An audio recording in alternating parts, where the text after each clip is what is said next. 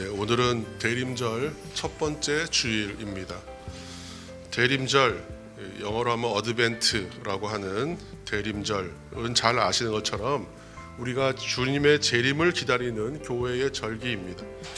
성탄절 전에 4번의 주일이니까 일반적으로는 11월 마지막 주에 시작하거나 아니면 12월 첫 주에 시작하는데, 이제 올해는 11월 마지막 주일이 대림절 첫 주일이 되었습니다. 대림절을 뜻하는 영어 어드벤트라는 말은 오다, 도착하다, 나타나다, 이제 그런 의미를 가지고 있는 라틴어 어드벤투스에서 나오는 말입니다. 그러므로 이제 대림절 그러면 그 말 자체의 의미에 누군가 오신다는 것이잖아요. 그래서 예수님의 오심을 간절히 기다리는 의미가 있는 절기입니다. 대림절 기간에 이러한 의미를 강화하기 위해서 색상도 씁니다. 그 색깔을 이제 보라색을 쓰는데, 오늘 이제 교회 휘장 또 설교자가 이제 하는 이 스톨까지 전부 이제 보라색으로 통일되어 있는데, 보라색은 왕으로 오시는 주님을 기다리는 대림절과 또 우리 죄를 회개하는 사순절, 이 두 절기에 사용하는 색상입니다. 자신을 돌아보고 자신의 마음 깊은 곳을, 이제 우리 표현을 하면 성찰한다는 표현도 쓰는데, 자신의 마음 깊은 곳을 들여다보며 돌아보며 생각할 수 있는 그러한 것을 돕는 의미의 색상이 보라색입니다. 그리고 이제 4개의 대림절 초를 이제 켜는데, 그 켜는 순서가 있죠. 가장 짙은 보라색과 옅은 보라색, 분홍색, 흰색의 초가 있습니다. 첫 번째 초는 기다림과 소망이라는 의미를 갖고 있고, 하나님 나라를 소망하며 구원자이신 예수님을 기다리는 의미를 담은 초입니다. 두 번째 초는 옅은 보라색 초를 켜는데, 이것은 이제 회개와 평화에 관한 것입니다. 그래서 하나님 나라가 이루어짐을 방해하는 요소들이 있잖아요. 다툼이나 분쟁과 시기하는 마음, 이런 우리의 죄된 모습들을 회개하면서 평화의 왕으로 오시는 예수님을 기다린다, 그런 의미가 있습니다.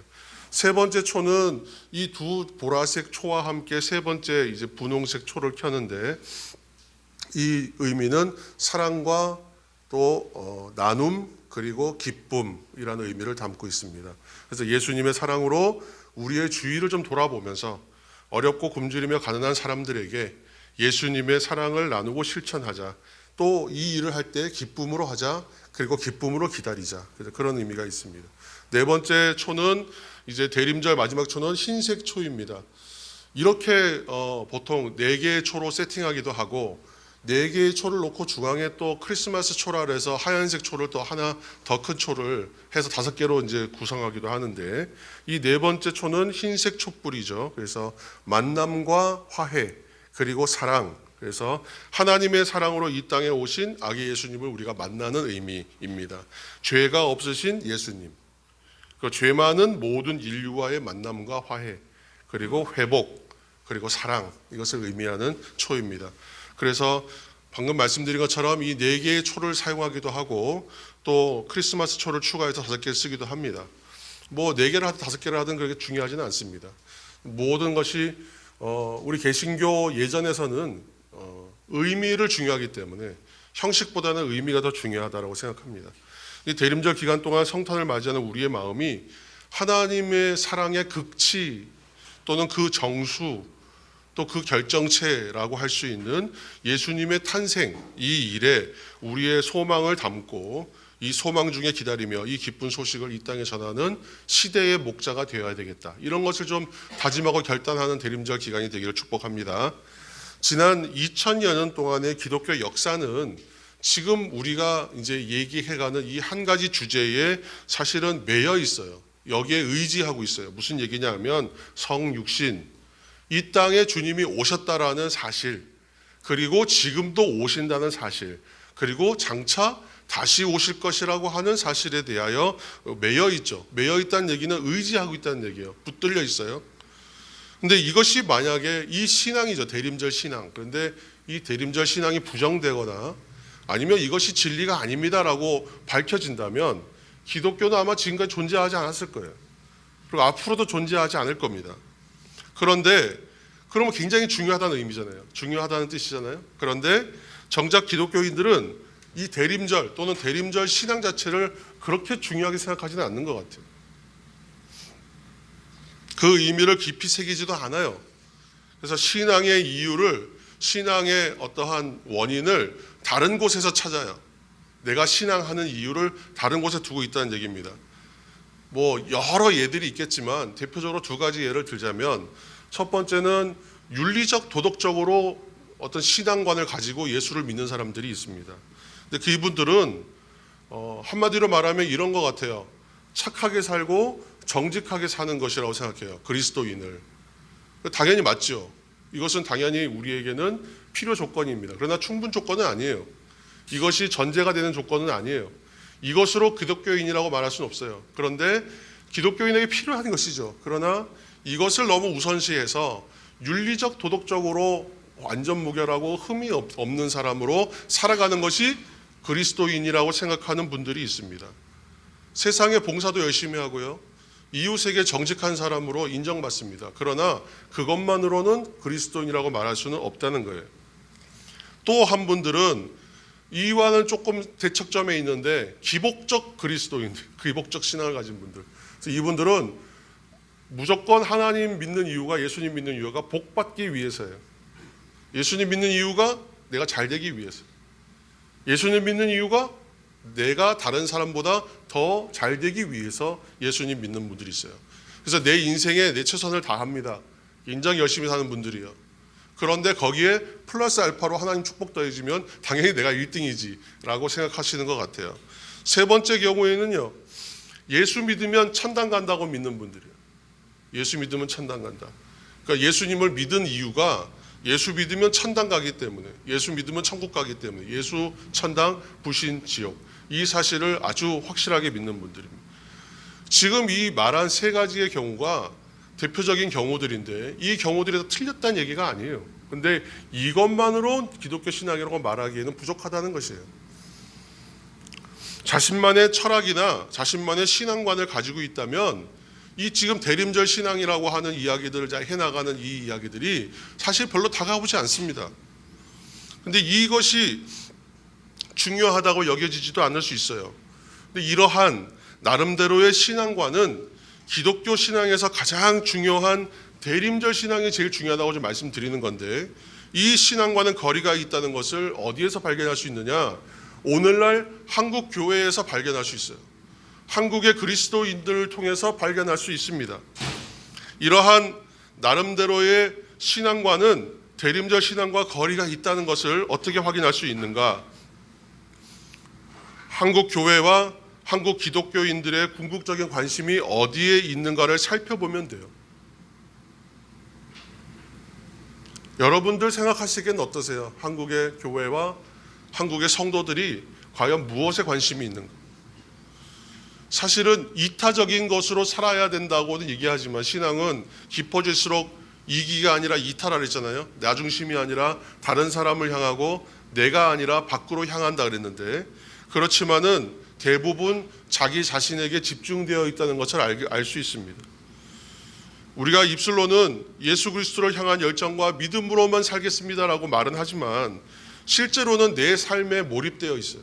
내 문제에 집중되어 있고 내 상황에 해결 안 되면 아무것도 못합니다. 우리는 기도 제목들, 여러분 교회들마다의 기도 제목들, 유튜브 여러분 한번 보셨습니까? 설교 제목들 한번 보세요. 그 내용들이 무엇을 말하고 있는지. 모두가 그렇지는 않아요. 간혹 가다가 굉장히 좋은 말씀들도 있습니다. 그렇지만 대부분 내용들을 잘 보면 아니나 다를까 거의 천편일률적이에요. 잘 믿으면 세상 사람보다 잘 된다는 거예요. 잘 믿으면 복 받는다는 얘기예요. 잘 믿으면 세상 사람들 중에서도 더 잘 될 수밖에 없다는 것에 초점이 가 있어요. 이 얘기는 내가 인정받는 거, 내가 세상에 잘 되는 거, 여기에 초점이 있다는 거예요. 지금 이것이 기복적이거나 자기중심적이라고 해서 잘못되었느냐? 왜 지금 이 얘기를 하냐면 더 중요한 것이 있다는 거예요. 우리가 이런 생각과 관점에 머물러 있어서는 이 사실을 알 수가 없습니다. 예수 그리스도에게 일어난 하나님의 구원 사건, 예수 그리스도를 통하여 일어난 종말론적 하나님의 구원 사건, 좀 어려운 말인데 복잡한 말이죠. 그렇지만 이것이 예수 그리스도에게 일어난 종말론적 구원 사건을 알 수가 없게 해요. 이것은 뭐냐면 십자가에서 죽으시고 이 땅에 오시고 십자가에서 죽으시고 부활하시다. 이것이 예수님을 통하여 일어난 하나님의 어떤 구원 사건, 종말론적인 사건입니다. 우리 교회는 말씀이 말씀되게 하는 교회, 또 성도가 성도되는 교회, 그리고 교회가 교회다워지게 하는 것에 주된 관심을 가진 교회입니다. 우리 교회는 이것을 신앙의 본질로 생각합니다. 신앙의 본질적인 것을 추구하면 결국은 어디로 가게 되어 있냐면 예수 그리스도 십자가 앞으로 갈 수밖에 없게 되어 있어요. 우리가 이러한 것들을 추구하다 보면 예수 그리스도 십자가가요 우리의 삶에 투영될 수밖에 없어요. 내가 가는 길이 십자가의 길이구나. 내가 가는 길이 제자로서 따라가는 길이구나. 내가 가는 길이 성도다워지는 길이구나라는 것을 배우고 알게 되는 길입니다. 물론 더디죠. 그래서 우리는 때때로 이러한 질문을 스스로 해봐야 됩니다. 어떤 질문이냐면 나는 예수님의 오심을 소망하고 있는가? 대림절에만 하는 질문이 아니라 더 구체적으로 주님이 다시 오시는 재림을 나는 믿고 소망하고 있는가 하는 질문입니다. 우리의 신앙이 깊어진다는 것은 주님의 오심과 다시 오심에 대하여 열망하는 마음이 더 간절해지고 깊어진다는 것을 의미해요. 그러한 신앙으로 이 땅을 살아가야 되는 것입니다. 우리 모두 이 중심으로 여러분 깊숙이 들어가셔서 신앙의 깊이를 더해 가시는 오늘 그리고 이 대림절 주간이 되시기를 예수님의 이름으로 축복합니다. 성도 여러분, 기독교 초기 공동체는 예수님의 재림을 열망했어요. 그리고 주님께서 말씀하셨던 것을 종합해 보면 얼마 지나지 않아 곧 다시 오실 거라고 사람들은 확신했던 것 같아요. 그러다 보니까 예수님이 실제로 이제 오실 것이라고 믿었던 사람들의 이야기들을 볼 수 있습니다. 마가복음 13장 30절 말씀 우리 한 절 읽겠습니다. 내가 진실로 너희에게 말하노니 이 세대가 지나가기 전에 이 일이 다 일어나리라. 아멘. 말씀을 듣고 확신하였기 때문에 당시 기독교인들은 예수님의 재림을 내가 살아있는 이 생전에 우리 세대 가운데에 경험할 수 있을 것이다라고 믿었던 사람들도 상당수가 있었던 것 같아요. 이것이 이제 AD 70년경, 서기 70년경에 예루살렘이 이제 로마에 의해서 완전히 이제 점령당하고 멸망당한 사건이 일어납니다. 유대 전쟁이라고 하는 전쟁을 통해서 예루살렘 성이 완전히 초토화돼요. 그런데 이 전쟁을 통하여 그 당시에 유대인들이나 그 당시에 신앙인들이 보았을 때 어떻게 느꼈겠습니까? 예루살렘이 멸망하니까, 하나님의 도성이 멸망하니까 이때야말로 정말 세상의 종말이구나 생각하지 않았겠어요? 그래서 이제 정말 주님께서 오시는 것을 보여주는 징조겠구나라고까지 생각했던 것 같아요. 마가복음이 언제 쓰여지냐 하면 이때쯤 쓰여집니다. 왜냐하면 사람들이 그렇게 느꼈고 마가 또한 이것이 재림의 징조라고 여겼기 때문에 이때 복음서를 집필하는 거예요. 오늘 본문은 마가복음 13장은 그래서 재림에 관한 두 가지 이야기를 담고 있는 본문이에요.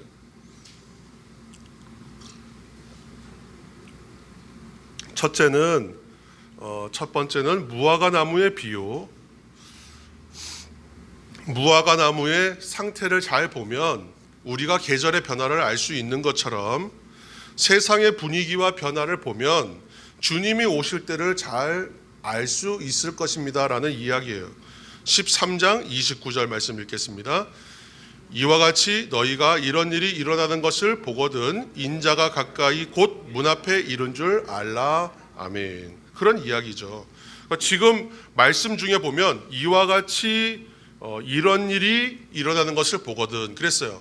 이런 일이 일어난, 여기서 말하는 이런 일이라는 거는 마가복음 지금 13장 여러분 책을 펴신 분들은 보시면 14절 이하부터 오늘 본문 전까지의 얘기들, 그 안에 보면 무슨 얘기들이 있습니까? 말세의 징조가 있어요. 전쟁과 기근과 환란 이런 일들이 있죠. 근데 마가가 그때가 임박했다고 생각했기 때문에 재림에 대한 이야기를 하면서 이러한 것을 재림의 징조라고 써놓은 거란 말이에요. 그런데 실제로는 어떠했는가? 마가복음 13장 32절 말씀 읽겠습니다. 그러나 그날과 그때는 아무도 모르나니 하늘에 있는 천사들도 아들도 모르고 아버지만 아시느니라. 아멘. 그때 마지막 날 재림의 때는 그때도 모른다. 지금도 모릅니다. 몰라요. 알 수 없어요. 왜냐하면 그때를 아시는 분은 누구라고요? 오직 아버지만 아신다. 여기까지 우리 잘 아는 이야기입니다. 그렇죠? 두 번째 이야기는 어떤 사람이 종들에게 일을 맡기고 멀리 타국으로 떠나는 이야기입니다. 어떤 사람이 타국으로 떠나면서 종들에게 각각 일을 맡기고 떠나요. 그런데 주인이 언제 올지는 몰라요. 그러나 주인은 반드시 분명히 돌아옵니다. 그렇죠? 13장 37절 말씀 읽겠습니다. 깨어있으라. 내가 너희에게 하는 이 말은 모든 사람에게 하는 말이니라 하시니라. 아멘. 문제는 이 주인이 돌아오긴 돌아와요, 분명히. 그런데 언제 올지는 몰라요. 돌아올 때를 알아서 딱 깨어 있다가 맞이하면 좋을 텐데 주인이 언제 올지를 모른다는 게 문제예요. 그런데 말씀에 보면 주인이 올 때에 잠자고 있는 모습 보이면 곤란할 거야 라고 써 있어요. 그러니까 지금 이거는 잠자면 안 되거든요. 깨어 있어야 되거든요. 지금 조는 분이 있어서 말하는 게 아니라 깨어 있어야 돼. 우리처럼 다 깨어 있어야 되는데 잠자고 있는 모습 보이면 곤란할 거다. 그러므로 종들은 깨어 있으라. 이렇게 말하면 잘 수가 없는 거예요. 깨어 있어야 되지 않겠습니까?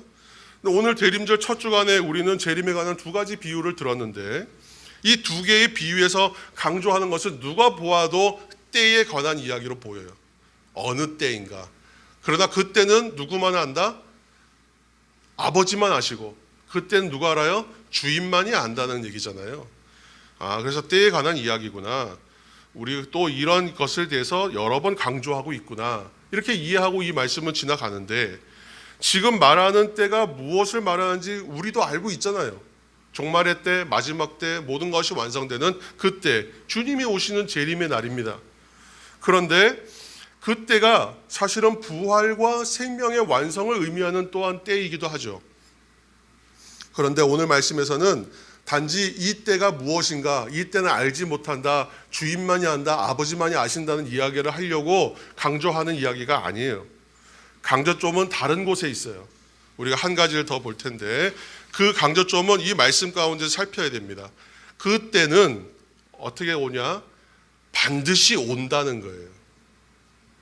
때가 언제인가 모른다가 중요한 게 아니라 그 때는 분명히 온다. 그리고 그때는 임박하였다. 는 얘기를 하고 싶은 거예요. 그리고 두 번째 이야기가 뭐냐면 그런데 그때는 아무도 모른다예요. 강조점이 하나가 아니라 두 가지라는 사실이에요. 하나로 알고 지나가면 모르는 이야기가 되고 이 두 가지를 다 이해해야만 아는 말씀이 됩니다. 성경에 이러한 이야기가 너무 많아요. 그래서 말씀을 우리가 더 잘 읽어야 되는 부분도 있어요. 묵상해야 되는 이유가. 그래서 첫 번째는 어떻게 된다고요? 분명히 오는데 그때는 임박했다. 정말 온다. 두 번째는 그런데 모른다. 그때는 모른다. 아무도 모른다. 오늘 대림절 첫 주간에 이 말씀을 나누는 이유는 대림절 신앙을 가졌으면 해서 그래요. 대림절 신앙은 이 두 가지 사실이 이렇게 서로 붙여놓으면 굉장히 모순돼 보여요. 임박했고 반드시 오는데 그때는 모른다라는 이 두 가지 사실이 충돌하는 것처럼 보이거든. 이것을 우리는 이제 신학적으로는 긴장관계라고 말합니다. 그러니까 주님의 재림은 분명한데 그때는 몰라요. 우리가 그때를 알지 못하지만 재림은 임박해 있어. 이 말장난 같잖아요, 사실은. 근데 이 질문에 정확한 대답을 찾기는 힘들죠. 그래서 우리가 성경 읽다가 잘 모르겠으면 어떻게 해요? 막연한 일로 여기고 지나가 버려요. 그리고 그거 다시 고민 안 합니다. 저도 많이 그랬습니다. 이해되지 않는 문제는 신학적 난제야. 그리고 던져놓고 그냥 웬만하면 덮어두고 답을 찾지 않아요. 세 번째는 이건 신비의 문제야. 또 던져놔요. 안 찾는다는 얘기예요. 성도 여러분, 대림절 신앙이 우리의 삶에 감동이나 어떤 역동적인 신앙의 모습으로 다가오지 않는 이유가 저는 여기에 있는 것 같아요. 한마디로 신앙과 우리의 삶이 분리되어 있다는 이 사실과 우리의 삶이 전혀 상관없는 것처럼 여겨져서 분리되어 있다는 거예요. 그것은 먼 나라 이웃 나라의 일이 되는 거예요. 우리가 이해 못하는 일은. 근데 내 문제로 이것이 각인되고 이해되기 시작하면 우리의 신앙의 문제로 들어와요. 그런데 그렇지 않으면 이 문제는 나의 신앙과는 상관없는 문제가 되어버린다는 거예요. 분리된다는 거죠. 지금 재림이 무엇인지는 아는데 재림 강조하면 이단인 줄 압니다. 시한부 종말론 같은 것들을 떠올리게 되기 때문에 그렇습니다. 재림은 나와는 상관없는 다른 세상의 일이 되고 지금 이곳에는 뭐가 있어요? 내 문제가 있잖아요. 지금의 이곳에는 내가 살아가야 되는 세상살이가 있기 때문에 여기에 집중 안 하면 경쟁에서 밀리고 살지 못할 판인데 내가 지금 먼 나라 이웃 나라의 일과 같은 재림에 대한 이야기들을 내 신앙의 문제로 다 내 현실로 가져오면 내가 이걸 어떻게 내 문제로 여길 수가 있겠는가? 사람들은 분리해서 생각한다는 거예요. 그래서 삶에 대한 문제들로 기도도 열심히 하고 삶에 대한 문제를 해결하기 위하여 말씀도 열심히 읽습니다. 그런데 정작 재림과 주님의 오심에 대해서 완성될 그날에 대해서는 궁금해하거나 질문하는 분이 거의 없어요. 저는 목회 생활하면서 재림에 대해서 주님의 오시는 날에 대해서 깊이 질문하시는 분 만나본 적이 없어요. 우리가 지금 당장 대답을 찾지는 못하는 한이 있더라도 또 헤매는 한이 있더라도 신앙은 질문하고 인사이드 안쪽으로 파고 들어가야 돼요. 계속 들어가야 되는 이유가 있습니다. 왜냐하면 모든 공부도 질문으로 시작하잖아요. 모든 학문도 왜 그러한가, 과연 그러한가를 증명해내는 과정이 있잖아요. 그런데 우리가 질문하지 않으면 신앙은 깊어질 수가 없다는 얘기입니다. 먼저 저는 이렇게 질문할 수 있을 것 같아요. 왜 그 날과 그 때는 모르는가? 질문할 수 있지 않아요? 오늘 말씀에도 그때는 오직 아버지만 하시고 멀리 떠난 주인만이 안다 그랬어요. 돌아올 때를 정하는 권한이 누구에게 있냐면 아버지에게만 있다는 거예요. 왜냐하면 그분이 창조자이시다. 우리는 피조물이시다. 그분이 집의 주인이시고 우리는 종들이다. 이 관계를 명확하게 보여주는 사실이잖아요. 2021년도 대림절이 벌써 1년 전에 지나갔습니다. 1년이 지나갔어요. 우리는 지금 한 해를 훌쩍 지나쳐서 2022년도 대림절을 다시 맞았습니다. 1년이 굉장히 빠르죠. 여러분 그렇게 느끼세요? 1년이 금세 지난 것 같지 않으세요? 작년보다 올해는 더 빨라진 것 같지 않으세요? 여러분 1년이 짧다는 얘기는 10년도 짧다는 이야기예요. 이해되시죠? 우리가 요즘에 이런 얘기 하잖아요. 20대에는 인생의 속도가 20km고 50대에는 몇 킬로요? 50km로. 70대가 되면 인생의 속도가 70km로 달려가는 것 같다라고 얘기하잖아요. 그 얘기는 뭐냐면 인생이 짧다는 이야기예요. 인생은 굉장히 빨리 지나가는 짧은 시간들이라는 것입니다. 그러면 인생이 빨리 지나가는 것이 복입니까? 은혜입니까? 여러분 뭐라고 생각하세요? 아니지 이렇게 물어보면 안 되겠죠. 인생이 지나가는 것이 은총이라고 생각하세요? 아니면 좀 달리 허무한 일이라고 생각하세요? 인생이 빨리 지나가는 것이. 여러분은 뭐로 느끼십니까? 여러분 속에 대답을 정하셨어요? 자, 인생은 빨리 지나가니까 결국은 허무하다는 이야기를 하고 싶어서 제가 이 얘기를 하는 것은 아닙니다. 인생이 빨리 지나가지만 인생이 빨리 지나가기 때문에 은총이라고 말하는 거예요. 우리의 인생이 빨리 지나간다는 것은 그만큼 완성의 날에 조금 더 가까워진다는 의미이기 때문에 그래요. 인생이 흘러가지 않고 머물러 있고 멈추어 있다고 생각해 보세요. 여러분이 가장 좋았던 인생의 때에 머물러 있으면 이 세상살이가 조금 더 좋고 기쁠지는 모르겠어요. 그러나 여러분들이 기억하는 건 좋은 것만 기억하는 것이고 우리의 기억을 잘 더듬어 보면 그때 좋은 일만 있지는 않았습니다. 그래서 인생이 흘러가지 않고 머물러 있다는 것은 굉장히 큰 우리에게 기쁨이라기보다는 어려움이에요. 괴로움입니다. 인생에 계속 괴롭고 힘들었던 순간에만 머물러 있다고 생각해 보세요.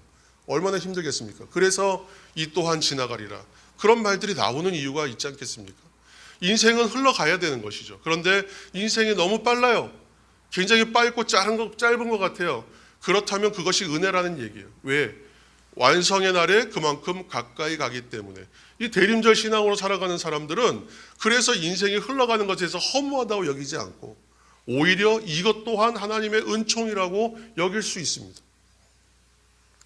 성경은 우리의 생명이 어디에 있다고 말하기 때문에 그러냐면 하나님 손에 붙들려 있다고 말하기 때문에 그렇습니다. 하나님 안에서 우리의 생명이 완성된다라고 가르쳐요, 성경은. 그래서 우리의 생명이 완성되는 때가 언제냐면 주님이 재림하시는 그 날입니다. 그날은 완성의 날이에요. 우리가 그때까지 완성해야 되는 것이 아니라 완성을 위해서 우리는 수고하고 애쓰지만 완성하지 못할 거예요. 그러나 주님이 오심으로 완성돼요. 이 복된 날이잖아요. 문제는 그 부활의 생명이 완성되는 그날을 우리가 모른다라는 것에 있다는 거죠. 문제는. 여러분, 그러나 이 사실을 기억하시기 바랍니다. 하나님의 생명은 우리에게 아주 작은 어떤 조각처럼 우리에게 주어지는 것이 아니라 전체로만 주어진다는 사실을 기억하셔야 돼요. 이게 무슨 얘기냐면 고린도전서 13장 12절 말씀 읽겠습니다. 고린도전서 13장 12절 우리가 지금은 얼굴과 얼굴을 대하여 볼 것이요 지금은 내가 부분적으로 아나 그때에는 주께서 나를 아신 것 같이 내가 온전히 알리라. 아멘. 우리가 지금 얘기하는 것은 내 인생을 통틀어도 이것은 하나의 조각처럼 되고 내 인생을 다 털어도 하나의 점과 같다는 얘기를 하는 겁니다. 피조물로서 우리의 인식은 늘 제한적이에요. 한정되어 있어요. 한계가 있어요. 다 볼 수도 없고 다 알 수도 없고 다 누릴 수도 없어요. 피조물인 우리의 인식이 부분적이란 얘기는 그러한 존재는 전체를 볼 수가 없다는 거예요. 전체를 보려면 어떻게 해야 돼요? 그 생명이 완전히 드러나는 날을 기다려야 되는 거예요. 여러분 좀 이해가 되시죠? 제가 너무 어렵게 얘기하고 있습니까? 얼마 전에 제 아이하고 저하고 이런 얘기를 잠깐 했어요. 옛날에 아빠하고 퍼즐을 맞췄잖아. 퍼즐을 맞췄는데 요게 조각이 100조각짜리였어요. 저희가 맞춘 거는 100조각, 150조각 뭐 정도였던 것 같아요. 근데 저는 이 퍼즐 조각 맞추는 거 잘 못해요. 그래서 아내가 주로 아이랑 맞춰줬어요. 근데 궁금한 거 있으면 질문하세요. 100조각, 150조각 퍼즐 맞추는 이야기 하다가 아이한테 뭐라 그랬냐면 만약에 1000조각이나 2000조각짜리 퍼즐을 맞추면 쉬울까 어려울까 그랬어요. 그랬더니 고개를 잘라잘라 씹으면서 그건 너무 어렵지. 아예 그건 할 수 없지 라고 얘기하더라고요. 왜 그러냐? 작은 조각 하나로 전체 그림을 보는 건 불가능하다는 얘기잖아요. 피스 하나 두 개 가지고는 전체 그림에 어디에 놔야 될지도 알 수 없는 게 우리의 현존이라는 거죠. 현재 인간의 실존은 인생은 너무나 빨리 지나가는 이 인생은 정말 빠른 시간에 지나가는 작은 것, 부분적인 생명이기 때문에 우리의 시야와 우리의 생각으로는 전체를 볼 수가 없다는 거예요. 인생은 유한하고 피조물은 한계가 있다라는 말씀을 드리는 거예요. 그 말은 작은 조각 하나를 붙들고 전체 그림이 무엇인지를 보려고 애쓰는 것이 우리의 모습과 비슷하다는 얘기예요. 그래서 어떤 사람은요, 이 인생을 살아가면서 돈과 건강의 문제가 이 인생에서 가장 중요하고 인생의 완성된 문제라고 생각해서 이 일에 생명을 다 바쳐서 사는 사람들이 있습니다. 어떤 사람은 도덕이나 윤리, 어떤 사람은 이 땅에서 누리는 복에 대한 문제, 어떤 사람은 이 땅에서 누리는 다른 기타 여러 가지 명예나 어떠한 자신의 권위, 이런 것에 대해서 목숨을 겁니다. 그러나 그것이 행복의 전제 조건이 될 수 없다는 걸 알고 있죠. 오늘 완성된 생명이라고 하고 완성의 날을 다른 말로 대체하면 완전한 행복이라고 여러분 생각하시면 이해가 좀 더 쉬울 것 같아요. 이러한 조건들이 완전한 행복이 아니라는 걸 우리가 알고 있잖아요. 어떠한 하나를 잘 한다고 해서 이것으로 완전한 행복을 추구할 수 있느냐, 그렇지 않다는 걸 알고 있잖아요. 우리가 가지고 있는 이 한계성을 갖고는 하나님의 전체적인 그런 계획과 성취를 볼 수는 없다는 한계성이 있다는 말씀을 드리는 것입니다.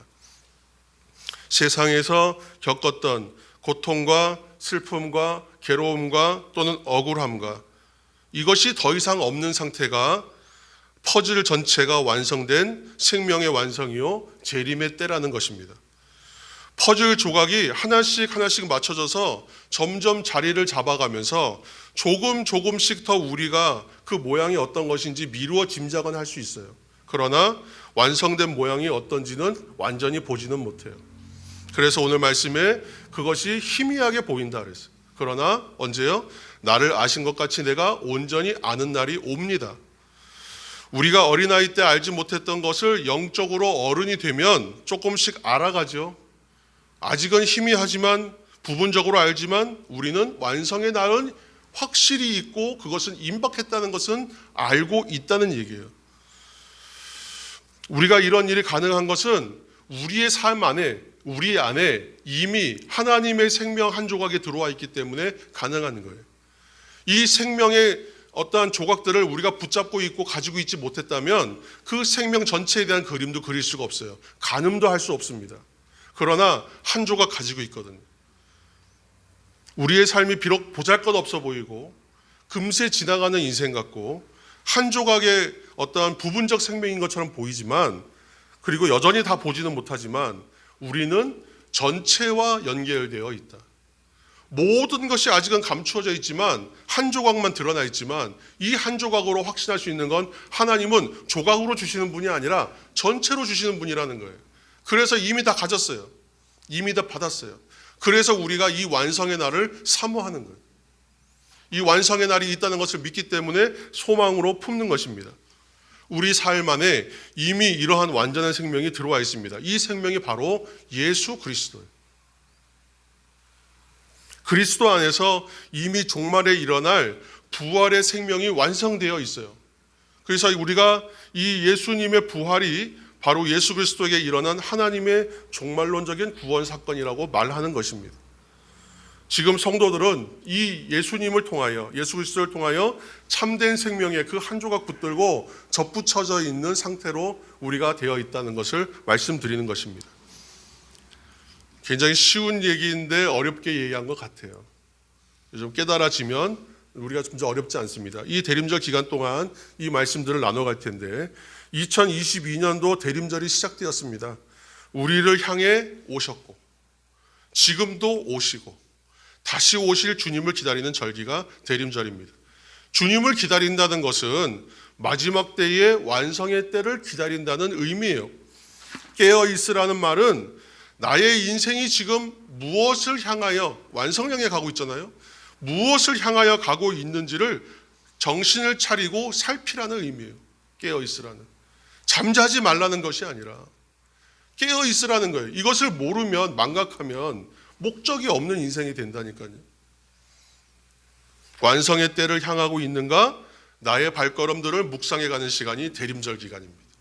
이 완성의 날 우리에게 오실 주님을 기다리는 저와 여러분 교회와 성도들이 다 되시기를 예수님의 이름으로 축복합니다. 아멘. 기도하겠습니다. 대림절 첫 번째 주일을 맞이하여 깨어있으라 라는 제목으로 하나님의 말씀을 듣습니다. 우리가 중요한데도 잊고 있었던 것이 있었다면 그것을 발견하고 찾아낼 때에 참으로 그것이 기쁘고 복될 줄로 믿습니다.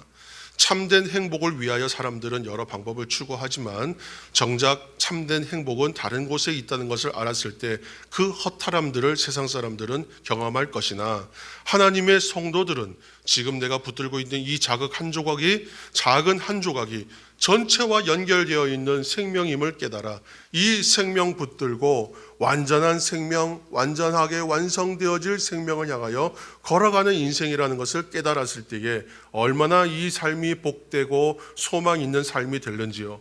주님께서 이미 그것을 우리 안에 이루어 주셔서 예수 그리스도를 따라가면, 십자가 앞에 줄을 서면 우리가 그 완전한 생명에 닿게 된다는 사실을 오늘 말씀 가운데 다시 한번 확인합니다. 그 때는 반드시 올 것이며 그 때는 이미 임박하였습니다. 감사합니다.